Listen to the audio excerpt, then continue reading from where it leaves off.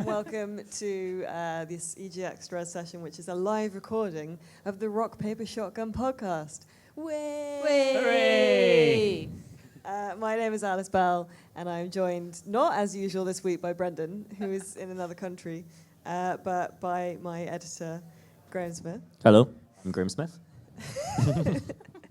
By the lovely Catherine Castle. Hello. And by the also lovely Matthew Castle. Hello. Ooh, very energetic there, Matthew. Energy high on this Saturday afternoon. Yes. That's what it says on your phone screen. We're in a room. What people listening at home can't see is that we are in a room with 100 people who are hanging on our every word. Yeah, it's true. So yeah. I really Talk over the noise of the crowd cheering. We've got a very special machine that cancels all the noise of them out. Yeah. So you can only hear us. So it sounds like a silent room, but that's deliberate. Well, I mean, yeah, we're at Rest. My goodness. No, we're not. No, we're No, not. we're not. Do you know that's Matt's fault? Why is it Matt's fault? Because he's Matt, not here. young Matt, keeps referring. Every article he's written about EGX, he's referred to it as Res, and then I've had to edit it back and tell him off. And he did it the other day when I saw him on the show floor. He was like, "Yeah, I'm having a great time at Res." I had to be like, "No, you're not." We're at EGX. We're at right EGX. now, Yeah. at the Res At the sessions. Res session. And we've been here, well, a variable number of days between us. This is day 3 of the This is show. day 3 of the show. But between us, we've been here the whole time, and we'll be here tomorrow as well. Yep. Aside from Catherine, who fed cats today. But Yeah. I've spent 8 hours of today on a train because I needed to go and feed our cats. Because That's dedication to the cause. it really is. Of cats. The Of cause cats, being yeah. our cat's not dying at home, yeah. which is good. Yeah.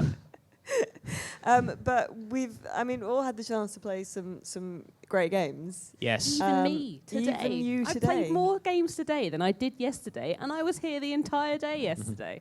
So I don't know how that Blimey. works. And have you had the chance to play any I games, have Graham? not played anything. Why are you here? I am exhibiting a game here, which is a weird thing. Ooh, Yeah. You've been playing your own game. Yeah, I'm the only person playing it, actually. So it's just sitting empty right now. It's not true, actually. It's been a pretty steady stream of people. But, yeah, that's a weird thing, which I feel uncomfortable talking about, but you should ask me questions about so I can market it to these people here. We were talking beforehand, like, are we allowed to talk? We're not sure if we can Yeah. talk about it or not, ethically I think we are. speaking. We are as long as we're like suitably critical. Okay, yeah. Yes. You're all horribly compromised, though, so you can't be Yeah. trusted whether you liked it or not. To be honest. Should we talk about it a little bit briefly? We talked Yeah. about it a little Get us bit out of the way. briefly. So I'm making a game called Primetime Detective, which is a procedural crime procedural, which means it procedurally generates crimes and it's set in a crime procedural television series. So you play a detective, it generates suspects and crimes for them to have committed, and you have to ask them questions to find out information about that crime. They might be lying to you because they might be the person that committed said crime, or they might like the person that committed said crime. And then you need to gather other information and compare the two to work out which one's lying, which one's guilty, and make an accusation. And then over the course of different episodes, you gain character traits which allow you to craft your television detective so that they become more like the television detectives you've seen on TV. Like, you can hopefully steer your person towards becoming like Columbo or becoming like Angela Lansbury. In the demo, you are No, yeah. Mm-hmm. you are the accused. No. You're stuck in an interrogation. Oh, yeah, So yeah, Is yeah. that and then- just for the demo, or that? That's just for so I've written, so it's still procedurally generating the crime, but for the sake of providing a scripted experience which is satisfying and explains itself to people in the space of about 5 minutes, which is really as much as you get from an audience at a show like this.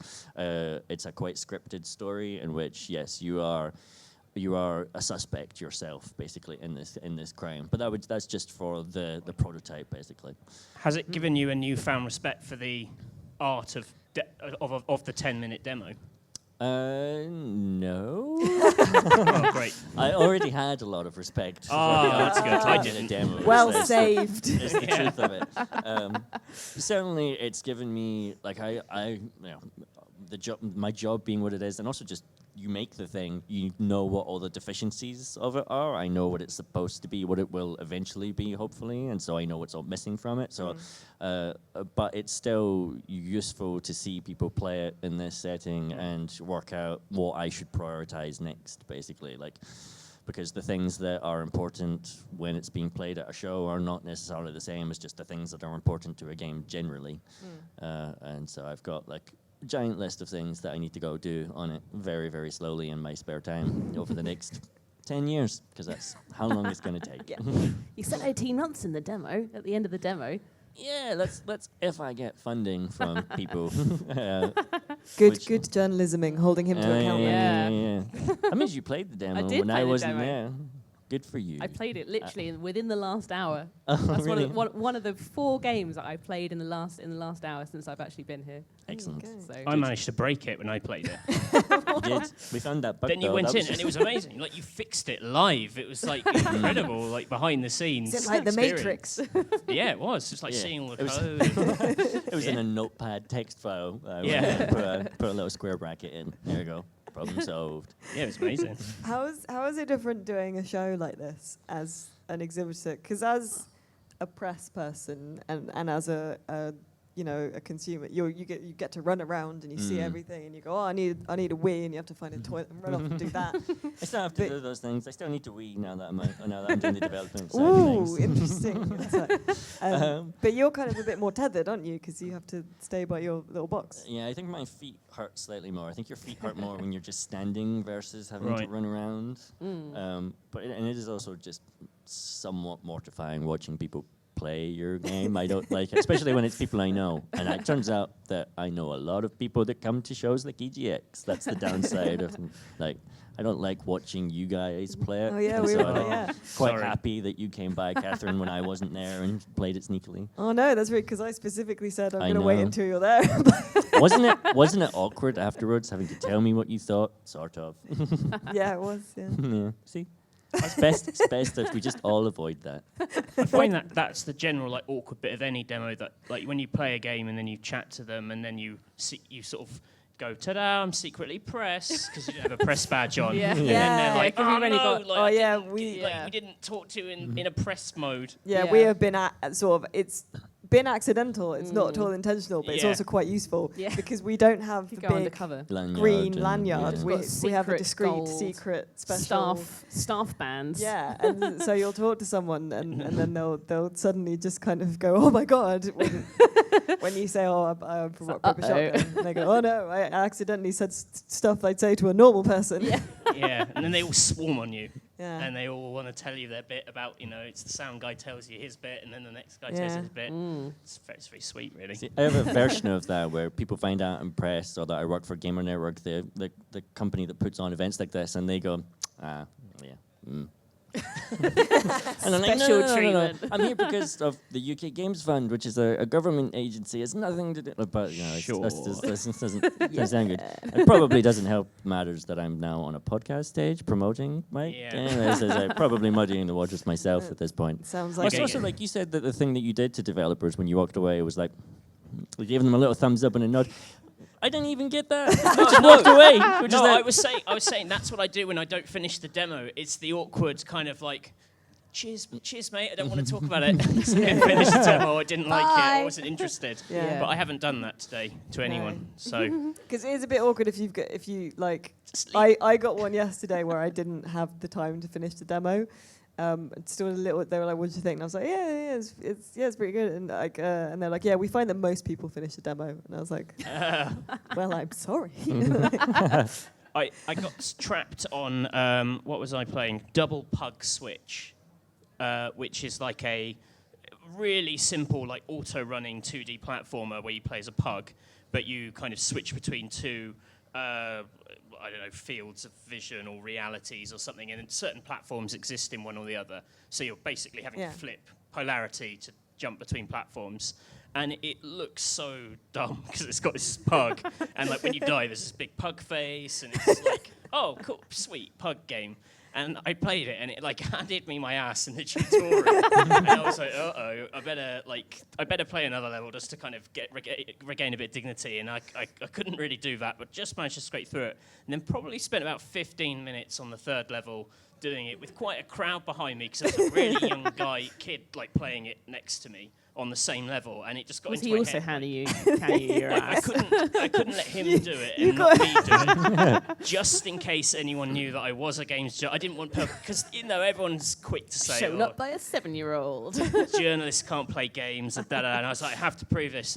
But then the guy was like, oh no, like one person finished this demo today, so it's fine. But I came so close. But then I started swearing because I got angry because I was so in the zone, and you're just like, and then you're like, oh no, there's parents showing their kids. They're like, oh, it's the nice pug game, and here's like a really angry man sort of shrieking out swears. And I was like trying to rock, because because it was auto running, and there was this musical beat, and I sort of just found myself sort of rocking in a corner, sort of maniacally to it, like, must complete this demo.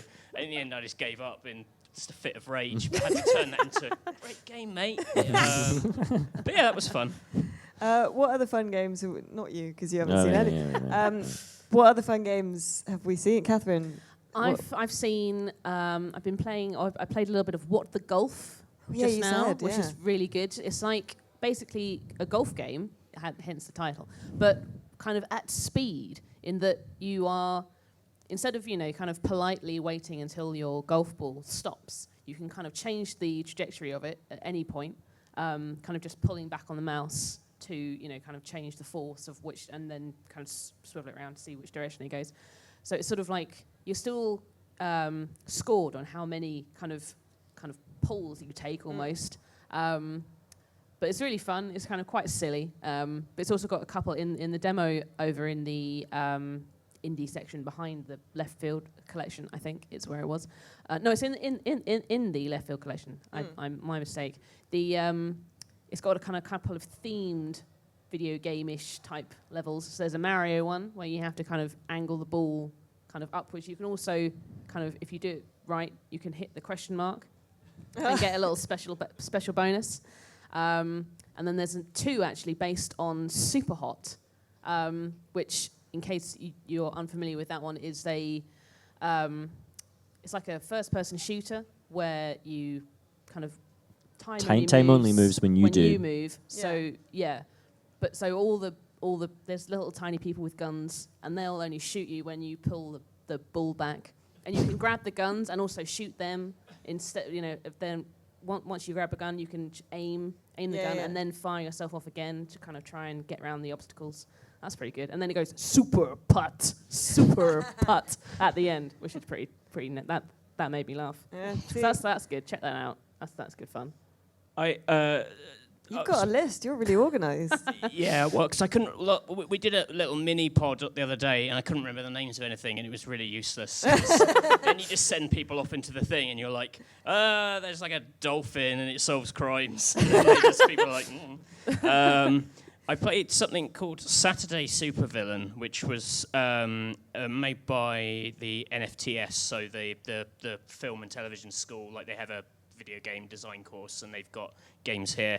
They all look really good, actually. There was one which was like a bit like Limbo, but 3D, in that it's like a linear puzzle, a story game, except you play like a medic carrying a wounded soldier through loads of puzzles, and you end up using the wounded soldier as like weight on loads of pressure panels, which I thought was rather callous. But I like the idea of, she was like, I didn't want it just to be another game where you push boxes around, so you use your wounded friend instead. He's a real human. But that was quite cool. But yeah, Saturday Supervillain was next to that, and it's like a golf card battling game, but not designed for necessarily deathmatch competitive. It's kind of very story driven. It's all like Saturday morning cartoons. You're like a supervillain who's trying to take over. He's taken over all the land on Earth, and now he's trying to take over the sea.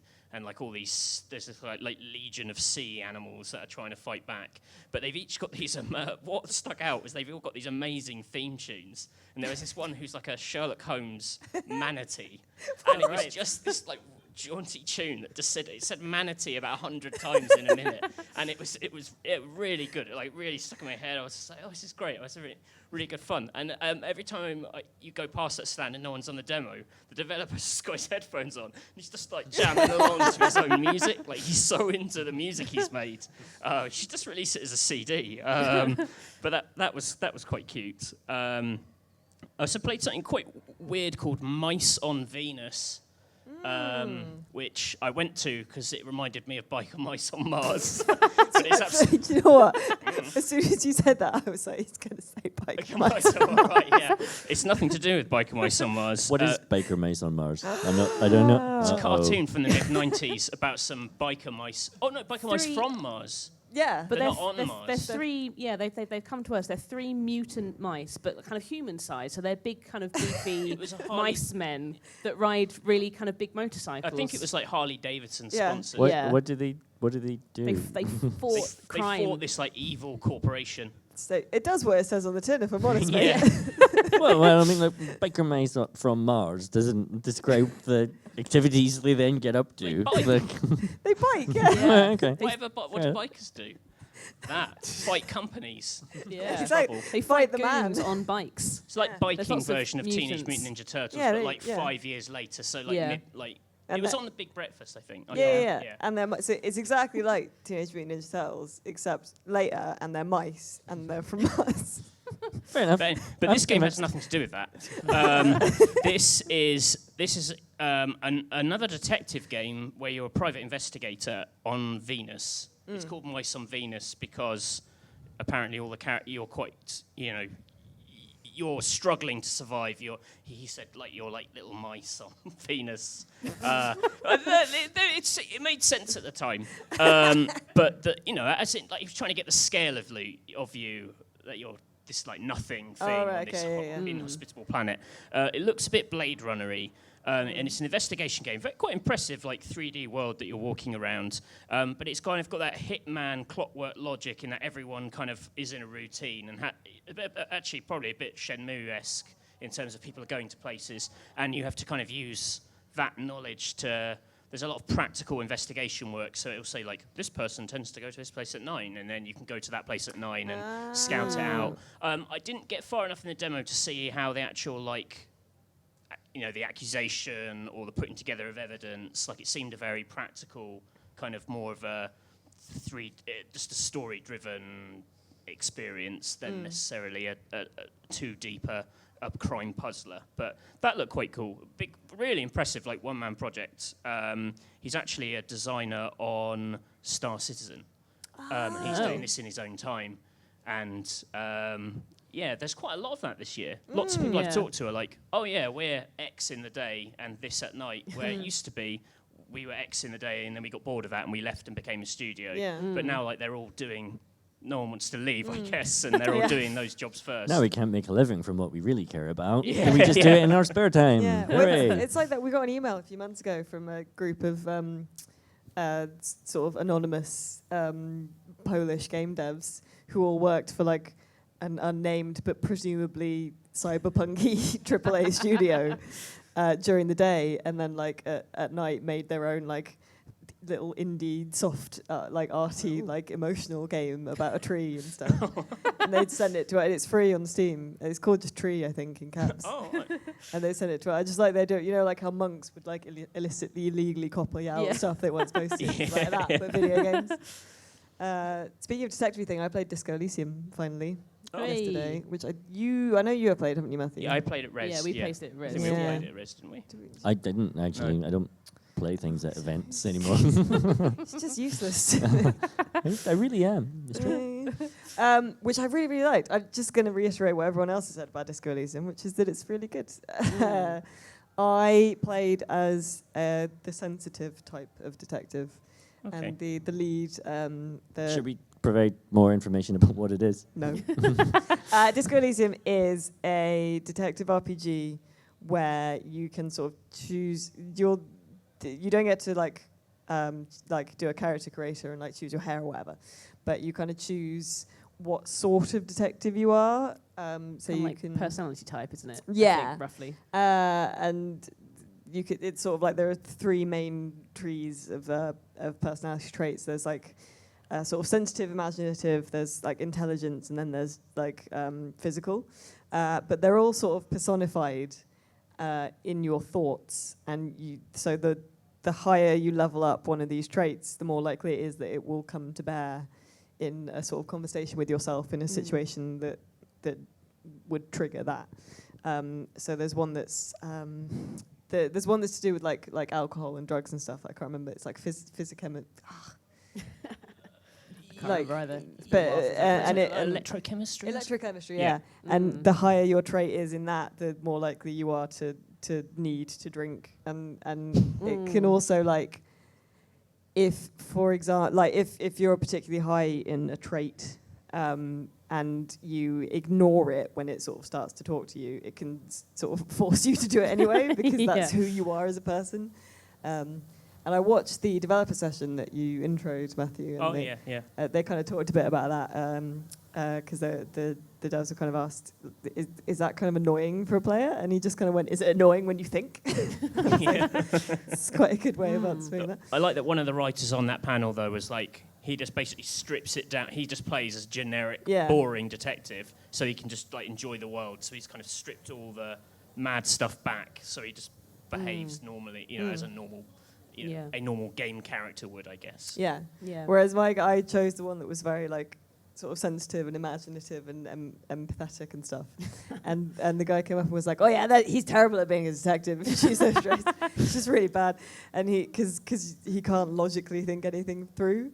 So like the demo is like there's a dead body and you have to kind of get it out of a tree and all this kind of stuff. And I couldn't do anything. I just imagined having a conversation with the dead guy. Like when I played it, I got a one of the traits that unlocked for me was delusional. So that basically was, I kind of convinced myself that I was this kind of superstar, and was like, that gave me loads of confidence. And it's like, don't you know who I am, kind of thing. And the barman was just like, nah, mate, like you just woke up, you've wrecked my hotel room, you owe me loads of money, pay up. And then I tried to run away, and I think I fell over. Nice. Because you're still drunk, I think, when you wake up, so your coordination's not very good. So that was a very, very kind of lame exit for me. Yeah. But the when I got round to looking at the dead body, there's these horrible children. Oh God, yeah, Cujo. That come and like heckle you. Yeah. Oh, they were horrible. Yeah. How did you deal with them? I didn't. I couldn't. I didn't have any conversations with them. So like they started accusing me of being a paedophile, which was horrible. and then like my character kind of wanted to hit the small child who was being horrible because he was yelling and stuff. And then I was like, no, let's be rational and not hit him. And then he just had no respect for me and started calling me like his I'm not going to swear on the podcast because Brendan will have to bleep it out then. His female dog, because I hadn't stood up to him, so he had no respect for me. Oh, I know, it was terrible. So he was just there and kept throwing stones at the corpse. I was like, "You're ruining my crime scene, mate. What's going on?" I think I tried to shoot the child because I find it really irritating. He was sort of taunting. He taunts you, and I wasn't having an imagined conversation with him. I was having a proper kind of like shouting match with him. And I sort of thought there was a moment when I thought, shall I go for the option of shooting the child? Because he's really annoying. He's dreadful. He really is. Calling you names and saying you're not doing a very good job. It's like, mate, I've woken up. I've been playing this demo for like 20 minutes. I don't know what I'm doing. I'm doing the best I can. And what's the deal? But I think because the part of as well as your traits talking to you, there's sort of like almost like not quite dice rolls happening in the background, but you can make decisions, and there is like an outcome. Yeah. About kind of. So I think that I can't remember whether it kind of told me what the rough outcome of trying to shoot the child would be. But I think it was quite low of me actually hitting him. So I thought, I'll just do it. Just to see what happens. Yeah, just a kind of warning shot. But I also wanted to see what happened if I did try and shoot the child. I of course missed because I was massively drunk. Yeah. But then I think he just sort of did have a level of respect for me afterwards. So I thought like this was worth it.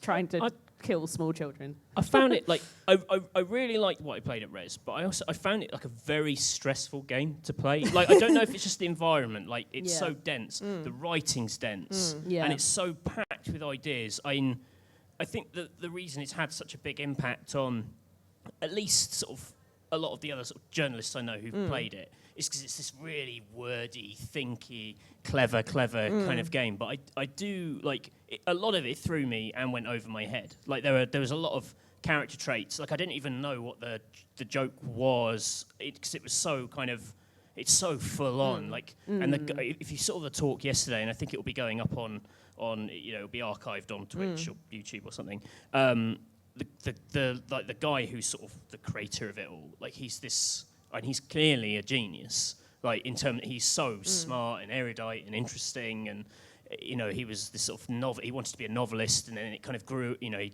sort of grew out of an idea that he didn't think could live in a novel, but it's so full on. I have no idea, like what most people are going to make of it, because like a lot of it baffled me, but. In a kind of good way, I don't know. It's so rare to games feeding us like intellectual gruel, to actually have something that goes, big ideas and like I'm uncompromising and an intellectual steak. Yeah, a big old I don't know. I worry I'm too stupid to play it and enjoy it. I think it will have. I think it will have. It's not going to have like necessarily mass appeal, but I think it has an identifiable appeal. So you can say to someone, if you liked, because it's like the isometric kind of, if you liked, Planescape or Tides of Numenera, or if you, the kind of old school Fallouts even maybe, or Arcanum, stuff like that. Arcanum, you're reaching for Arcanum. You love Arcanum. I love Arcanum. I'm really cross because it's already been done, but have you played? Right. Then you will probably like this. But I really liked playing it, and I liked Talker because I chatted to him afterwards as well. And he, like you say, he's a writer really, and the art director is like an oil painter and stuff. And I love when people bring bring stuff to games that without the preconception of this is how you make games. And so they're just I'm an oil painter. This is how I do art. Not I'm making a video game. This is how I do art for a video game. Yeah, if that makes sense. Yeah, it does. But I have mostly been hanging around the left field collection because that's the sort of insufferable person I am. Have you had a chance to play Hypnospace Outlaw? No. Oh, you should play Well, that's the one you told me about. Yeah. Absolutely brilliant. I just want to interject and say we all went out and went to TGI Fridays last night, and we all got the Mario fries because I could not get the Mario fries, really. I was like, could I please make those the loaded Mario fries because I like video games. And the waitress just kind of looked was slightly like, what? bemused. Yeah, didn't she? and then she was like, is there something happening this week? And we had to explain what was going on, why there were so many nerds crowding TGI Fridays, and why she had to work until like 11:30 or something. Also a Kylie Minogue concert happening across the road. So like the whole demographic of this big food resort was like half EGX, half Kylie Minogue. And you were looking around and like there were like some mums with glitter on their face. And then there was like, a guy dressed as someone from Yakuza. And it'd be sort of both hanging out in the same queue. And but it was sort of like the Kylie Minogue fans are kind of crowded all the restaurants really early, and so our waitress was kind of like, I thought it'd be there wouldn't be anyone after all the Kylie Minogue fans. It's like there must be something else on. So this is when all the games people went to go and have dinner like really late, and it's like, you're making me stay really late. It's like, she was a really grumpy waitress. Yeah. She was nice, but she was very like frank about. Why are we talking so much about this waitress? What are the Mario fries? What makes them Mario? Just like regular fries with marinara sauce and bacon bits and bacon bits on I don't think it relates it's to kind of like a mini pizza in chip doesn't form. relate to Super Mario. No, not at all. And then we were like, what would Luigi fries be? With pesto. Let's not start talking about it. Why did we go on this tangent? We were talking about what was the video? Hypnospace Outlaw. Hypnospace Outlaw, yes. Which is like Papers, a bit like Papers, Please. Like about 20% games here are now, it seems. But there's a lot of censorship games. Yeah. But you're basically also a bit Her Story. You're Yes, and a bit like her story, but you're censoring the internet, fictional internet in 1999, but basically where every web page just looks like one of those terrible old GeoCities, so with like horrible flashing fonts, and it's all kind of like John's crazy ninja page, and there's a picture of John flashing in the corner, and there's like 10 words on every page. It's just a horrible, like a real eyesore. Jaunty MIDI tracks playing around in the background. Like brilliantly observed, like but like absolutely captures the spirit of the time. But you're hired by basically the company that runs the OS runs GeoCities of this thing, which is called HypnoS. HypnoS. And they're getting you to censor, in the demo you have to find like use of this cartoon character who's still in copyright. You have to go, and anyone who's used like a JPEG of that, you have to stamp it out of the site and like send it off, and you get paid. But then as it goes on, like there's this weird sort of you just sort of discover a kind of conspiracy within pages, and like someone's leaving secret messages for you. But the actual job of hunting down like illegal pages is quite like her story, in that you have to search for keywords to bring up those sites, and it's very cleverly done. And you can't really give any examples without just spoiling the game, because it's one of those things. But like, you go onto one page where they're like, we think this guy's got, he's been harassing someone, so we have to find the harassment. But you go on, it's all quite charming, but there's like hints of, I've got my secret page that I'm not linking to, but you might be able to find it, and then you have to think of well, based on what his interests are, can I maybe find what that page would be through the search thing, and then you snap out. But it's so good. I downloaded like this animated helper character called Professor Helper, and then I found all these sites where they're like, whatever you do, don't download Professor Helper. Like, he's this horrible malware, and like and then all the interface goes screwy. It's and basically you have to pay your own money to like get the antivirus. It's a complete con. And it's basically kind of like the game's version of like Clippy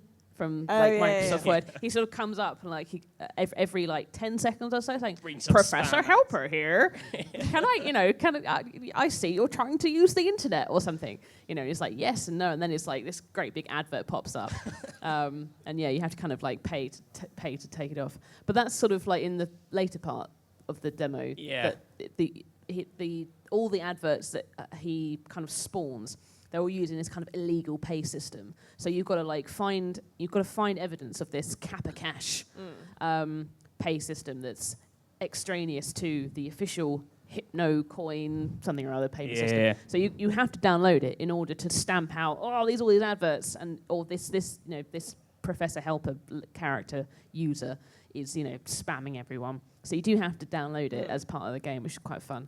And I also downloaded a virtual hamster to live on my desktop with wings. So that was fun. That's right. Did you get to name the hamster? No, it was already named. But isn't that what were those things that like pets with a Z? Was it pets that lived on there your was desktop? dogs with a Z, and there was cats. Dogs and with cats. Z. I played a lot of those games. It's very like that. Yeah, it's like an ode to that era. And it was hilarious actually. On the first day, the developer of the game was trying to dress up like he was trying to dress up as like a late 90s web developer. So he had this like shirt and a badge and like pens and a clipboard, but he said like everyone just thought he was like a weirdo. And like yesterday he was just wearing like jeans and a t-shirt. So that was endearing. Yeah. It was a good thing. One of the ones in the Left Field collection was Kine. Oh yeah, which I know you I've played as well, just also played today. Yeah. That's really cool. Yeah. It's like a kind of musical themed platformer type puzzle 3D game. Puzzle. Yes. Yeah. And it's a solo dev project by I want to say Meg Frey. She did a Res talk. Gwen Frey. Yeah. Yes. She's one of the co-founders of the Molasses Flood, who Yes. did The Flame in the Flood, which is a game I really liked. And Kine is it's about sort of little machines that sort of look a bit like instruments. And they want to be musicians. They want to learn to be musicians, and you have to sort of move them. It's sort of platforming, but not. Kind of like box puzzles. But then as they transform into the instruments, they can transform their shape, and they like there's a trombone, for instance, where you can slide the box part of the character kind of up and down the trombone, which by then extending the by extending the trombone, which then changes where he can land. And obviously you can't, it's quite tightly controlled, the kind of path that you can go on. So that's quite neat. It's just kind of very good spatial puzzles. Yeah, really, really good. And I just really, really enjoyed it. And it's you sort of are navigating around this cityscape that sort of looks like it's made of cardboard boxes. Yeah. And you get further up it. And then in some of the levels, the different instruments sort of have to work together and you sort of switch between them. Switch between them. And one of them's an accordion, so you can push out the sort of concertina bit of the accordion, which will push the other little machines to where they need to go, or push the accordion itself away from a wall and stuff like that. And I really, really liked it because it was really simple. But and the music builds. As I was going to say, is there like a rhythm aspect to it? Yeah, so it starts off with like a bass line, which the musician said was the chap she's hired to do the music. So it was really hard because you could layer literally everything up on top of that one bass line that's sort of there from the start. As you kind of progress, you unlock new instruments who are all kind of getting toward this kind of stage area at the back of the main kind of map. You can kind of zoom in and out as at will to change two different instruments at the same at different times. So they're all kind of working towards it. And as you unlock more instruments, the kind of the soundtrack behind it all kind of grows with those instruments. It's kind of like a jazzy type soundtrack, which is really neat. I really like that.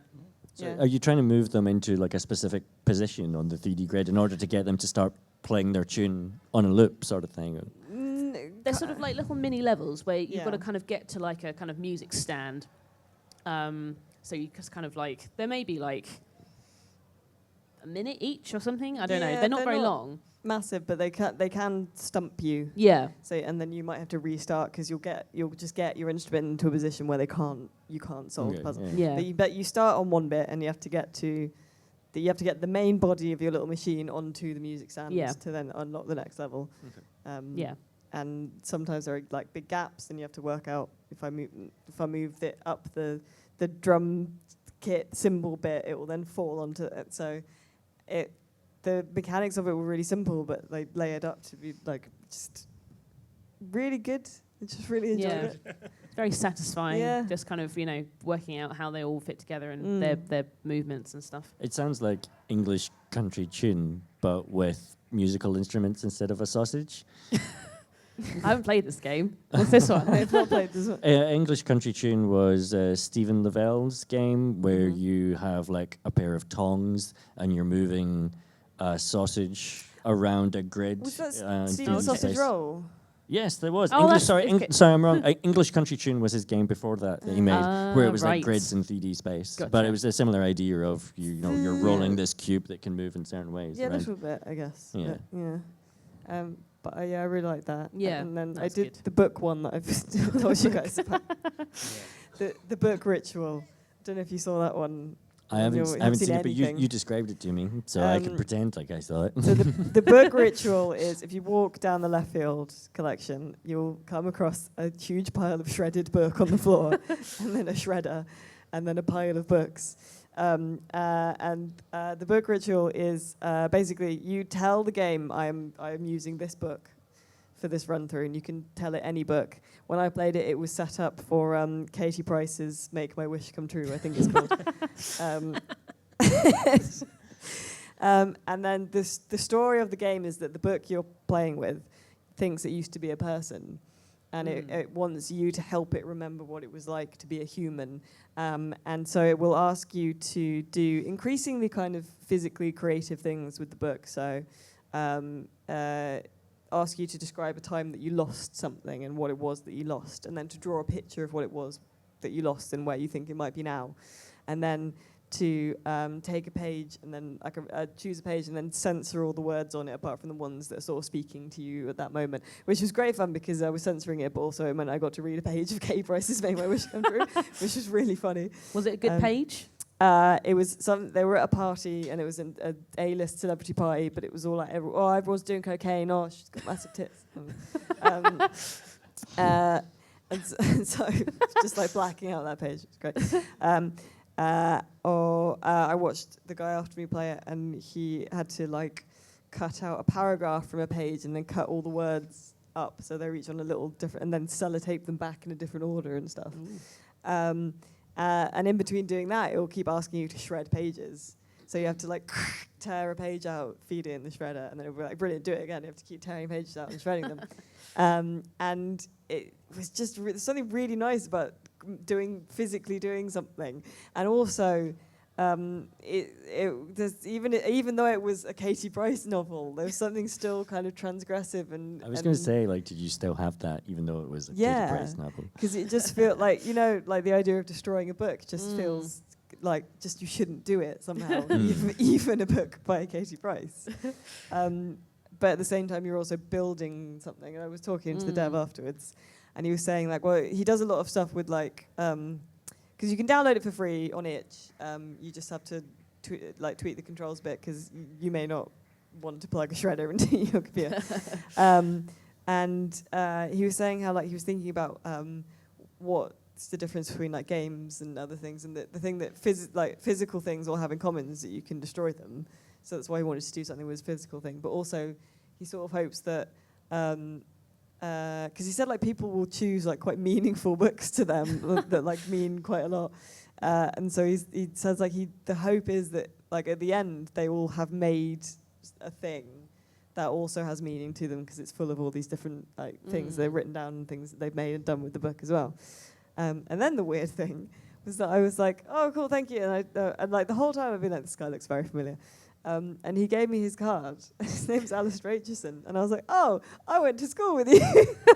It's like, great. And like we all called him Ali A, because there was another Alistair at the time. So I was just like, what have you been doing the last 10 years? And he was like, making games. It's pretty cool. I think you were going to say we went to school with him, where we infamously threw books at his head all the time. And now we understand. It comes full circle. Yeah, it was all my fault. Yeah. So that was really weird. And it was even weirder because literally this is like, I was back home the other day and was with a group of like sort of like people that I had, like adults that had known me as a child, which is always awkward because they're just like, oh, you've grown. Yeah. Yep. That's what I've been working on these last few years. just growing. That's what happens. Yeah.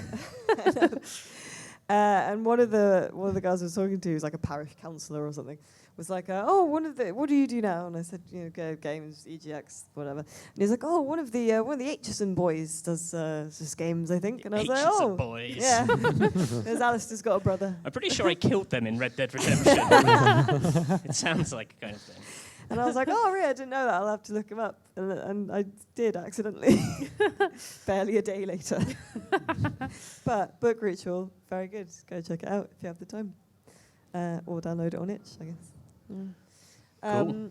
Is there anything that you want to see that is at the show that you haven't yet, that you're going to try and get to tomorrow? I want to try and play Untitled Goose Game, because I really like the idea of being an angry goose and causing chaos and stealing keys off a gardener. I really want to play that. That's my number. The thing is, there's only one. I think it's in the Nintendo Switch area. Yeah. There's only one demo pod. Fools. And there's like every time I say every time I've been past that stand twice over the course of the weekend. There's always a queue. It's like just a queue of people, and I feel like even though technically we could kind of say, hey, I'm staff. Like, let me cut to the front of the queue. Would boo you. Everyone would boo me, and that would be a bad move. Yeah. I can't feel like I can cut the line for I get very a single demo stand. I get very stressed when people are waiting for a demo that I'm bad at. Years ago at E3, I was playing Luigi's Mansion on the 3DS, and Yuji Naka, a.k.a. the creator of Sonic the Hedgehog, was in the queue behind me. I could hear him tutting. Because every time we messed up, he was obviously he could see it, and I could hear him going like, it's just like, Jesus, man. I mean... Maybe it wasn't you he was Backseat judging, though. gamer. Maybe he was just judging Luigi, because he's a Sonic guy. Yeah. Yeah, maybe he just likes everyone to go super Yeah. fast at like everything they do. Just lives at a different speed, and I was very chilled Luigi's out. just like, oh no. I'll turn him off. It's like when you've made a good game in the last 15 years, then you can get on me about this. That was a really good Luigi. Thank you. I do many Nintendo impressions. Oh, good. I'm not going to do any We more can't do now. that. No. But that's the point. Can we write about Untitled Goose Game if we play it on the Switch? Is that allowed? Yeah, that's still allowed. You Because just it's coming to PC, right? yeah, Yeah. as long as it's Okay. coming to PC, it's fine. Good, good. Them's the rules. I'm glad that we had this rules clarification on the podcast for those that were That's worried what at home. everyone's here for. These hundreds and hundreds of people. More people came More in during people the came podcast. in. There's barely any room. It's so hot Yeah. in here as well. I know. Yeah, Can barely move. Thank Yeah. you for all crowd. I'm sorry. Are you sitting at the back on the floor there? Oh, Oh, nice. bless him. It's Just so one of the people producing dedication. the stream like popped their head over the top just to say like, how much are they lying right now? Oh no, there is hundreds of people in here. It's okay. It's all okay. right. It's fine. They're They're telling the telling the truth. truth, yeah. That's just, we don't have to censor this on YouTube. Yeah. There'll be Yeah. complaints. I'm really impressed with how the crowd dampening device is I know, holding up. yeah. It's We really got to patent that. it's amazing. Yeah. we should probably wrap up though because we're. I feel like I'm the only person that said what I want to play though. Well, Quickly. yeah, but What I do was you going wanna to say play? I wanna play Untitled Goose I Game want to as play well. Metro Exodus. Oh yes. Oh yeah. Yeah. But there's so many people queuing The end. that I can't. Your I can't bring game. myself to do it. I want to do Untitled Goose Game as well. Yeah, you That's see. okay. Yeah. Both goose it up. Yeah. We'll do an The Angry RPSO Geese chat together, about gooses. About geese. Gooses is more correct. Gooses. Is it? Are you going to be able to play anything, Graham? Probably not. I'd like to play Murder Mystery Machine because people keep coming up to me and saying, you know, there's another procedural detective game here. It's like, do you oh, hate- really? Is there? Thanks. Did you hate that when people do that? Sorry. Do you hate it when people say that? I do now. I didn't know I hated that before today. Do you want me to go over there and say, did you know that there is Yes, another, I would love that. there is another crime I do detective? particularly like that you highlighted 3 or 4 other detective games that were at the show during this as well. I did. Curse them all. It's the year of detectives. Yeah. There's Yeah. a load of detective games. Yeah. I Cat did go and lies. play Murder Mystery Yeah, Machine, me and too. I broke it 3 times. So, Excellent. and I didn't break your game once. So, Sweet. My Yeah. game breaks itself. Because I was going to say, I think we all independently have told you that. Yeah. Each one of us. I text you immediately on like, my first day. It's like when your ex gets together with someone new and all your friends, the first thing they want to tell you is, They're like, don't go to the left field collection. secret. just don't. I'm not going to tell you why. it's fine. Who else is fine? Yeah, full day to go still, Yes. but this is the end of day 3. So thank you for listening to this live edition of the Rock Paper Shotgun podcast, the only podcast you need. And we, for some reason, call it the Electronic Wireless Show, which doesn't have the name Rock Paper Shotgun anywhere in the title. Or PC games or PC games gaming. or or anything like that's that. how we like to do That's things. the hell most with RPS SEO. thing, really. Yeah. Yeah, really bad SEO, man. So yeah, thank you so much for joining us. Thank you for being here at EGX. Thank you Yeah. for watching and listening at home as well. I'm Alice Bell. I'm not on Twitter. You're on Twitter? I'm on Graham Twitter, Smith? but I don't use it. Okay. At Gonas, Gonas. Okay. Castles, are you on Twitter? I'm on Twitter. Doesn't make any sense because I've since changed my surname, but Oh, I'm yeah. Burninator.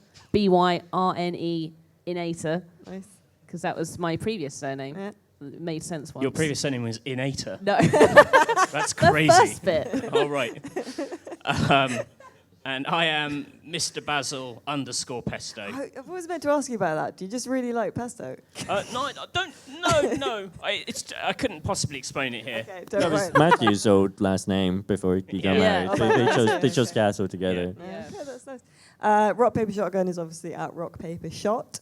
Also on YouTube. We are, aren't we? Why are you saying? Why are you laughing at that? The way you say obviously we're not actually the name of the website because it turned out to be too long for any social media The site. Eurogamer crew asked us last night, like, what are you guys doing? Are you going to the party? And we were like, no, we're going out for dinner by ourselves. And they went, that's the most RPS thing ever. We are also on YouTube, which We is... are, youtube.com/Rock Paper Shot. There you go. And of course, for your PC gaming needs, you should just head to www.rockpapershotgun.com. In the meantime, everyone have a lovely show. We love you, and goodbye. Thanks. Bye. Thank you.